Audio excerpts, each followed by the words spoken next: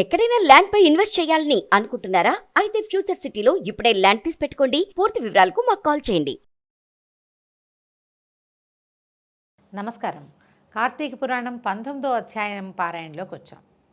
18వ అధ్యాయంలో ధనలోభి దీపస్తంభ రూపంలో నుంచి మానవ రూపంలోకి మారిన తర్వాత అక్కడున్న ఋషుల చేత ఈ కర్మానుష్ఠానము దాని ఫలితాన్ని గురించి తెలుసుకుంటున్నాడు. అయితే మహర్షి చెప్తున్నారు, చాతుర్మాస్య వ్రతం, విష్ణువు ఆదేశించిన చాతుర్మాస్య వ్రతాన్ని గురించి సవివరంగా తెలియజేస్తాను వినమన్నాడు. శ్రీ లక్ష్మీనారాయణుల దగ్గరికి దేవర్షి అయిన నారదుడు ఒకనాడు వైకుంఠానికి వచ్చాడట. వినయ విధేయతలతోనూ భక్తి ప్రపత్తులతో ముకుళిత హస్తాలతోనూ నమస్కరించి నిలబడ్డాడు. శ్రీహరి చిరునవ్వులు చిందిస్తూ నారదా క్షేమమా అని ప్రశ్నించాడు. ముల్లోకాలు ఎలా ఉన్నాయి ఏమిటి అని కుశల ప్రశ్నలు వేశాడు. అయితే మునులు ఇంకా అడుగుతున్నారన్నమాట. మునులు జనులు మంచి పనులు చేస్తూ సత్ప్రవర్తనతో అలరారుతున్నారా అని ప్రశ్నించాడు. దానికి నారద మహర్షి ఏం చెప్తున్నాడు? ఓ ముకుంద, లక్ష్మీ వల్లభ, లోక సంరక్షక, నీకు తెలియని విషయాలు ఏముంటాయి చెప్పు. అయినా నువ్వు అడుగుతున్నావు కనుక విన్నవించుకుంటాను.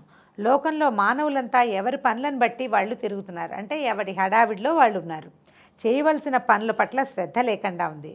పుణ్యవ్రతాలు చేసేవారు కూడా వాటిని నిర్విఘ్నంగా పరిసమాప్తి చేయలేకపోతున్నారు. ఇతరులను నిందించటము, అహంకారము మానవులలో పెచ్చు పెరిగిపోయింది. తర్వాత తినకూడని పదార్థాలైన మధువు, మాంసము తీసుకోకూడదు. వాటి పట్ల మోజు కలగటంతో హింసలు చేస్తున్నారు, చేయరాని దుష్కృత్యాలు చేస్తున్నారు. అటువంటి వారిని ఉద్ధరించి కాపాడవలసిన వాడవు నువ్వే కదా జగద్రక్షక అంటూ లోకరీతిని అంతటినీ వివరించి చెప్పాడు. ప్రతి యుగంలోనూ ఇలాగా తత్వాలు మారిపోవటం అనేది సహజంగా జరిగేదేనండి. మనం కూడా ఒక 100 ఏళ్ల క్రితం మన తత్వాలు వేరు. ఎవరైనా ఒక తాగుబోతూ, ఒక తిరుగుపోతూ, ఒక్కడు దుర్మార్గుడు, దుష్ప్రవర్తన కలిగిన వాళ్ళు చాలా తక్కువ ఉండేవారు సమాజంలో. క్రమంగా ఏమవుతుంది, కొంతకాలానికి సమాజం మారి మారి మారి మారి దుష్ప్రవర్తనే సరైందిగా, దుష్ప్రవర్తన లేకపోతే కుదరదనే ధోరణి వచ్చేస్తుంది. ఆ ధోరణి వచ్చిన ఒక సమయంలో నారదుడు వచ్చి విష్ణుమూర్తికి తెలియజేశాడనమాట. నారదుడు చెప్పిందంతా విన్న శ్రీ మహావిష్ణువు లోకాలను సంరక్షించడం కోసం, ధర్మాన్ని సముద్ధరణ కోసము లక్ష్మీ సహితుడై భూలోకానికి విచ్చేశాడు. పుణ్యక్షేత్రాలు, పుణ్యతీర్థాలు, మహర్షుల ఆశ్రమాలు తిరుగుతున్నాడు. అసలు రూపంలో కాకుండా వృద్ధ దంపతుల రూపంలో తిరుగుతున్న లక్ష్మీనారాయణలను కొందరు నిరసిస్తున్నారు. ఏంటి ముసలాళ్ళు ఎందుకు తిరుగుతారు? ఇంట్లో పడి ఉండొచ్చు కదా, ఒక చోట ఉండొచ్చు కదా, ఎందుకు వస్తారు? రోడ్ల మీద పడి ఎందుకు తిరుగుతారు? మీకు ఎందుకు పుణ్యక్షేత్రాలు? ఇలా మాట్లాడేవాళ్ళు కొంతమంది. అయితే మరికొందరు గౌరవించి ఆదరించి అతిథి సత్కారాలు చేస్తున్నారు. కొంతమంది ఏమంటారు, పెద్దవాళ్ళు ఇంత ఓపికగా వచ్చారని వాళ్ళని ఆదరించే వాళ్ళు కూడా కనిపిస్తున్నారు.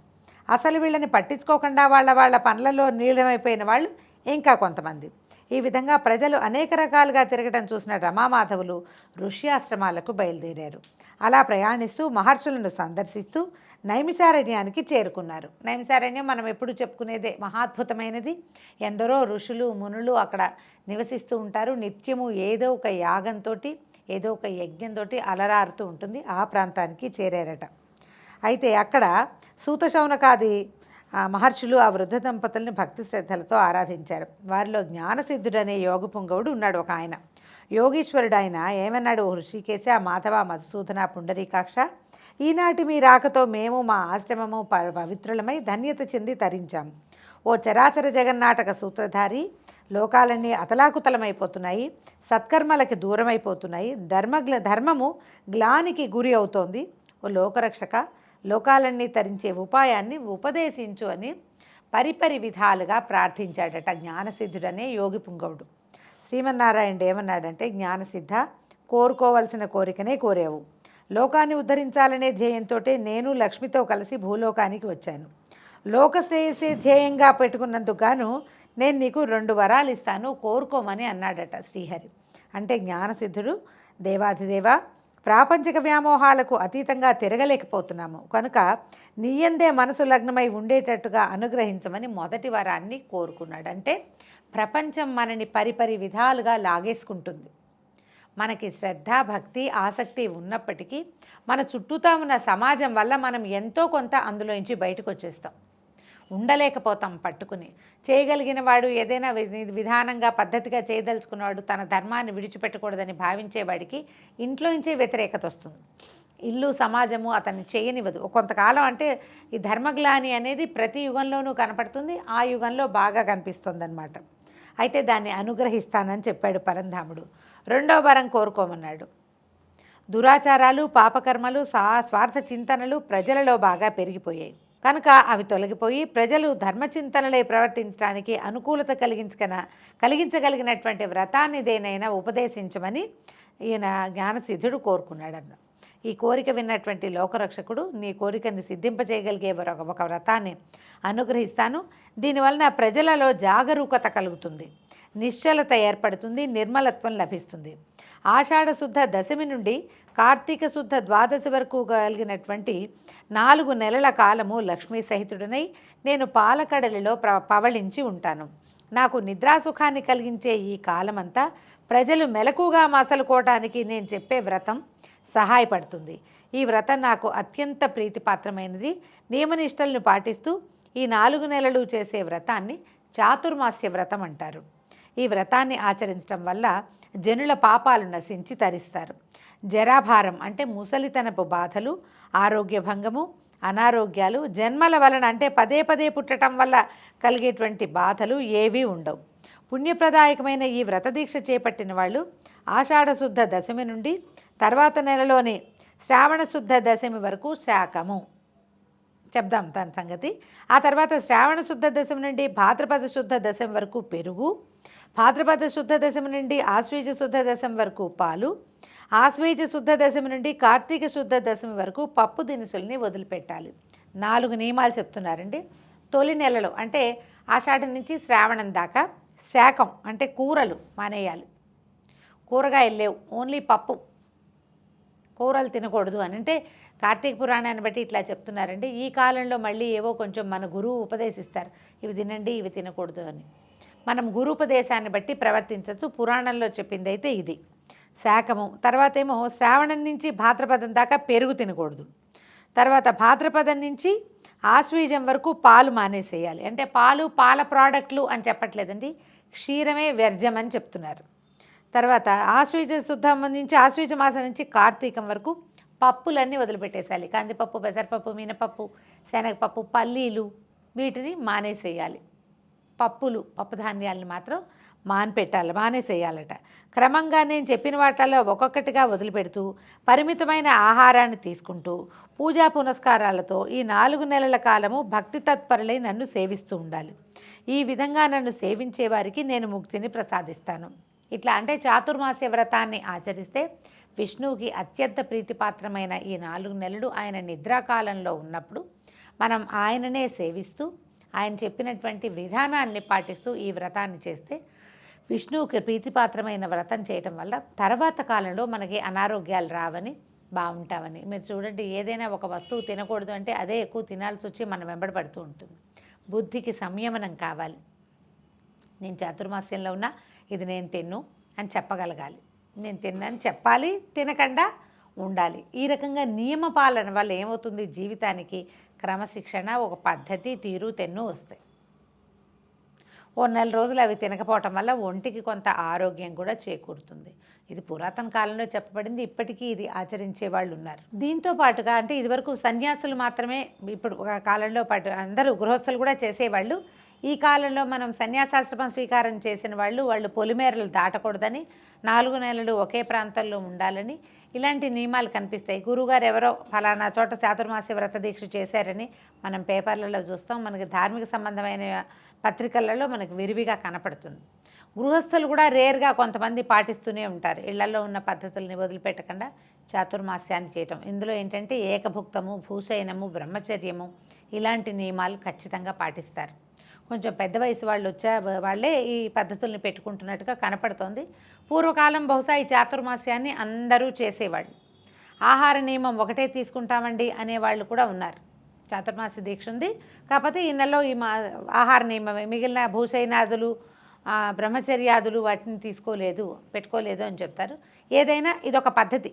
ఒక వయసు దాటిన తర్వాత ఇలాంటి దాన్ని ఆచరించడం వల్ల ఫర్దర్గా కొంచెం ఏంటంటే మనం ఆధ్యాత్మికమైన ప్రగతి కూడా కొంత లభిస్తుంది, ఆరోగ్యపరమైన మార్పులు లభిస్తాయి, విష్ణు సాన్నిధ్యం చేరుకుంటామని, మరణానంతరం ముక్తి లభిస్తుందని చెప్తారు. ఇలా పాటించగలిగితే బాగుంటుంది. అయితే దీన్ని చెప్తున్నాడనమాట విష్ణుమూర్తి. 4 నెలల కాలం భక్తి తత్పరులై నన్ను సేవించాలి. ఆ విధంగా నన్ను సేవించే వారికి నేను ముక్తిని ప్రసాదిస్తాను. భగవంతుడికి మనకి నిద్ర, మెలకువ, సుషుప్తి ఉంటాయి. మనకి అంతే కదండి. రాత్రి పడుకుంటాము, మధ్యలో గాఢమైన నిద్ర పడుతుంది, మర్నాడు మేల్కుంటాము. ఈ 3 మానవ సహజ లక్షణాలు. కానీ భగవంతుడికి లేవు అవి. ఆయనకి నిద్ర లేదు, మెలకు లేదు, సుషుప్తి లేదు. కానీ ఏంటంటే మరి ఈయన ఎలా పడుకున్నాడు విష్ణుమూర్తి? మనం చెప్పుకుంటాం, తొలి రోజున పడుకున్నాడు, తొలి ఏకాదశి నాడు. అక్కడి నుంచి పరివర్తన ఏకాదశి పక్కకి తిరిగాడని, కుడి పక్కకి తిరిగాడని, ఎడం పక్కకి తిరిగాడని 2 ఏకాదశులు చెప్పుకుంటాం మధ్యలో. తొలి ఏకాదశి నుంచి కార్తీక శుద్ధ ఏకాదశి దాకా మధ్యలో ఉన్న శుద్ధ ఏకాదశుల్లో ఈ మాటలు చెప్తారు. పరివర్తన ఏకాదశి అనేది ప్రత్యేకంగా చెప్పబడుతుంది. విష్ణువు పక్కకి తిరుగుతాడు అని. దానికి స్వామివారే స్వయంగా చెప్తున్నాడు. మానవులకి ఈ అవస్థలు ఉన్నాయి. అవస్థాత్రయాలు ఏమి? నిద్ర, మెలకువ, సుషుప్తి ఉంటాయి. నేను వీటికి అతీతుణ్ణి. నాకేం అక్కర్లేదు, నాకు నిద్ర లేదు, నేను అలా ఉంటానంతే. అది మీకోసమే. భక్తుల నిద్రా పరిశీలనమే నా నిద్రావస్థ. నేను పడుకున్నాను అంటే నేను మిమ్మల్ని పరిశీలించడం కోసం పడుకున్నాను, కానీ నేను నిద్రపోయినట్టు కాదు అని చెప్తున్నాడు. ఓ జ్ఞానసిద్ధ, నేనే ఈ 4 నెలలు నిద్రా నెపంతో పడుకున్నప్పటికీ భక్తి కలిగిన వాళ్ళని పరిశీలిస్తూనే ఉంటాను. 3 కాలములందు అంటే ఉదయము, మధ్యాహ్నము, సాయంకాలము నన్ను స్తుతించే వాళ్ళకి, నిర్మలమైన మనసుతో క్రమం తప్పకుండా నన్ను పూజించే వాళ్ళకి నేను ప్రసన్నుణ్ణి అవుతాను అని ప్రబోధ చేశాడు. శ్రీహరి వైకుంఠానికి వెళ్ళి శేషతల్పం మీద శయనించాడు. అలా చెప్పి వెళ్ళిపోయాడని పాపాత్ములు, దుర్మార్గులు కూడా ఈ వ్రతం వలన మంచి ప్రవర్తన కలిగిన వాళ్ళు అవుతారు. అన్ని కులాల వాళ్ళు ఈ వ్రతాన్ని చేయొచ్చు. దీంట్లో స్త్రీలు, పురుషులు, యోగులు, బ్రహ్మచారులు నియమం లేదు. భర్తలు లేని వాళ్ళు కూడా, వైధవ్యాన్ని పొందిన స్త్రీలు కూడా చాతుర్మాస్య వ్రతాన్ని స్వీకరించవచ్చు. దానికి కుల విచక్షణ, వయో విచక్షణ ఏదీ లేదు.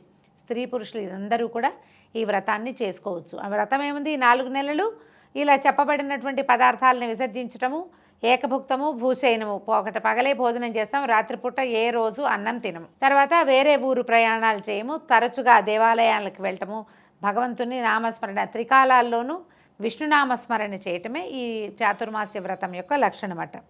ఇలా ఎవరు చేస్తే వాళ్ళు పాపాత్ములు, దుర్మార్గులు కూడా సత్ప్రవర్తన కలిగిన వాళ్ళు అయి ఉంటారు. ఈ వ్రతాన్ని నిందించినా, నిరసించినా గోహత్య మహాపాతకాన్ని, జన్మజన్మలు సురాపానం చేసిన దోషాన్ని పొందుతారని మహర్షి వివరంగా అక్కడున్న శిష్యులకి, తర్వాత ధర్మలోపుడు ముందు ఒకటి చెప్పాడు కదా, ఈ దీపస్తంభం నుంచి మనిషిగా మారాడు, అతనికి కూడా ఈ వివరాన్ని చెప్పారనమాట. ఆచార ప్రభవో ధర్మో ధర్మస్య ప్రభురచ్యుత. ఈ వాక్యం మనం విష్ణు సహస్రనామాల్లో వింటాం. దీనికి చెప్తున్నారు, మనం చేయవలసిన ఆచారాలని, పనులను, ధర్మాలను నిర్దేశించింది, వాటికి ప్రభువైనది పరమాత్మే. మనం ఈ ధర్మం మనది అని చెప్పింది కేవలము భగవంతుడు మాత్రమే. కాబట్టి ఆయా కాలములందు ఆయా ధర్మాలని ఆచరించి సన్మార్గులుగా మారాలి. చిన్న బొజ్జకి శ్రీరామరక్ష అన్నట్టు కాకుండా, రోజు మన గురించే కాకుండా లోకా సమస్తా సుఖినో భవంతు అనేటువంటి మహావాక్య స్మరణ చేయాలి. ప్రపంచంలో ఉన్న వాళ్ళందరూ బాగుండాలి. ఆ బాగున్న ప్రపంచంలోనే మనం ఉండాలని కోరుకోవాలి. జ్ఞానసిద్ధుడిలాగా ఇప్పుడు జ్ఞానసిద్ధుడు కోరుకున్నాడు, లోకం అంతా బాగుండేటట్టుగా ఒక వరాన్ని ఇవ్వు, ఎప్పుడు మేము భగవంతుడినే తలుచుకుంటూ ఉండేలాగా ఉండేటట్టు ఒక ప్రత్యేకమైన వ్రతాన్ని గురించి చెప్పు అని ఆయన లోకుల కోసమే అడిగాడు. నీకు 2 వరాలు ఇస్తానని భగవంతుడు చెప్తే అవి లోకోపకారం కోసం ఇచ్చేశాడు. కాబట్టి జ్ఞానసిద్ధుడిలాగా జీవించాలి ప్రతి వాళ్ళు. అలాంటి వాడు భగవంతుడి దర్శనము, ఆయన యొక్క అనుగ్రహాన్ని పొందొచ్చు అని గ్రహించాలి. దీంతో 19వ రోజు పారాయణ పూర్తయింది. రేపు మళ్ళీ 20వ రోజు ఉదయం సరికొత్త అధ్యాయ పారాయణతోటి కలుసుకుందాం. నమస్కారం.